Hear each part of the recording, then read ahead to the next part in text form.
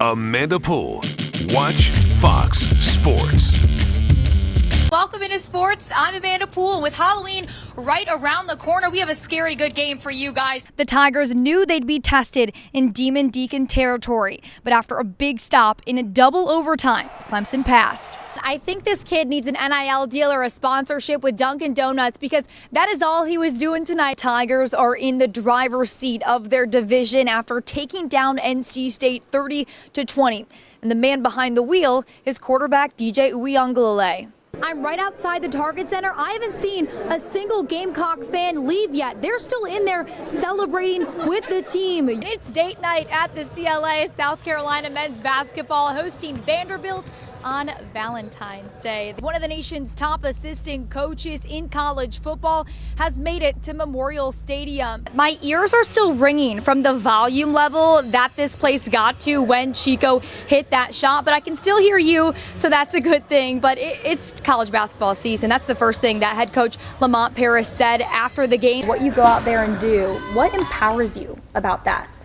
What's the biggest challenge for you to kind of take control on a floor full of guys that you didn't know, a couple months ago? Do I even want to know what happens when someone steps on this magic tiger head? Well, for every action, there's a reaction. You got LSU, and then your Philadelphia Eagles will be competing for a Super Bowl ring. Dawn, where's the watch party? In the first half, there were some inconsistencies on offense. People start freaking out. What does that say about the level of expectations you have set here? What is this moment like? You did it. You're here. Second net.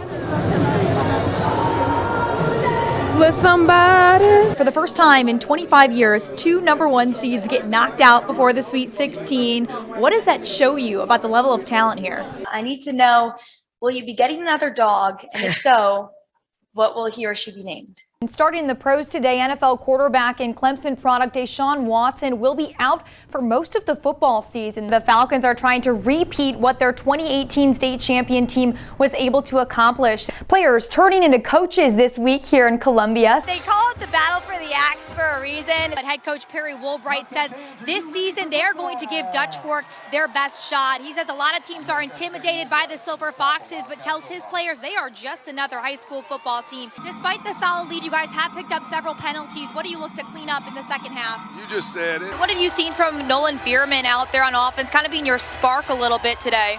He has. You do have two viable quarterback options. We've only seen one. Will number two come out tonight? Yeah, Stacey, you just touched on it. It's very dangerous, Chris Lofton in that backfield there, but he's got a lot more on his mind this season than football. He's dedicated this season to his older sister, Alacia, who passed away last December, and I got a chance to speak with him before the game, and he said Alacia was cool, she was funny, she was a mom to everybody. She was 20 years old, but she acted like she was 40 because she was so smart and mature. So he's dedicating this season for her, says he thinks about her in the stands like she would be here tonight. I was in my room watching TV, then a basketball commercial popped up on my TV. So I started thinking about Aaliyah Boston. I just said to myself, why not just make a song about her? I don't think so. Watch TV more, bro. The one-take wonder. 9-year-old Zaria Corley became a rapper overnight. I just got me a beat and I just said what it was. I don't think so. 2 minutes and 52 seconds of full-on freestyle from the floor. So I was right here. She was like, hey, mama, can you listen to my song? She said, don't delete it because I made it from the top of my head. And I'm like, from the top of your head? And I listened to it. I'm like, you know what? It's pretty cool. And that's not just a mother's opinion. Zaria's first rap caught on quick with Gamecock fans. Before you know it, I was singing it in my head in the bed. It was really catchy. I thought it was interesting. That's why I put it on Twitter. And, it blew up. Over 16,000 views later, Zaria's role model became her fan. And on Sunday, she met her muse. I told her that I was Zaria and she was like, oh my gosh. She said, I love it, it's stuck in my head, and I named my boyfriend Janet this morning. Don Staley, the best coach in the whole wide world. Why y'all think that I'm undefeated? Because of her. A baller herself, Zaria says she respects Boston for more than just her skills on the court. She's just a good person, and I look up to her. She's like a role model to me. I like how she has good sportsmanship to the other team. Like if someone falls down, she will help them up. A contagious kindness, inspiring a driven young girl. She is very, very talented, right? She could do pretty much anything that you throw at her. As far as a singing career, the sky's the limit for Big 9. I do a lot of sports right now, so it's just where my career takes me. In Batesburg, Leesville, Amanda Poole, Watch Fox Sports. The average female runs 6.5 miles per hour. Isabel Treffs walks 8 miles per hour.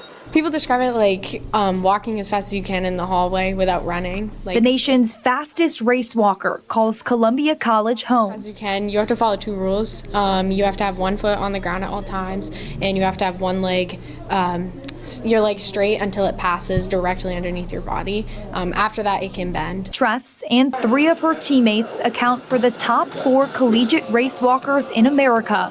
Born walking, will always be walking. It's sort of a given now.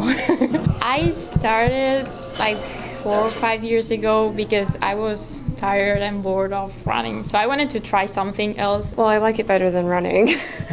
It's a very small athletic field, so we kind of get to know each other as we compete. The tight-knit team started up 6 years ago, stepping into a national spotlight almost immediately. These ladies have won 4 conference titles in the last 5 years. While the conference titles are great, it's only fitting the best in the nation is making strides to compete with other nations. The end goal probably is going to be the Olympics. And athletes with Olympic dreams have found the right place as Columbia College competes in the NAIA, the only conference in the nation for competitive race walking. When I was little, I'd be like, oh, I really want to go to the Olympics, whatever, and thinking I could actually go. It's kind of crazy. Treffs is from Maine, where race walking is a norm. She came here for the conference and the caliber of coaching very few schools provide. Being with, more knowledgeable and more experienced coaches. Coach Ian Watley race walked for Team USA back in 1993 all the way up to 2016. After working closely with this group, Watley has high hopes headed into nationals. 1993 is the last time that any school took the top 4 places in the event at NAIA National Championships, so it would be quite an achievement. At Columbia College, Amanda Poole, Watch Fox Sports.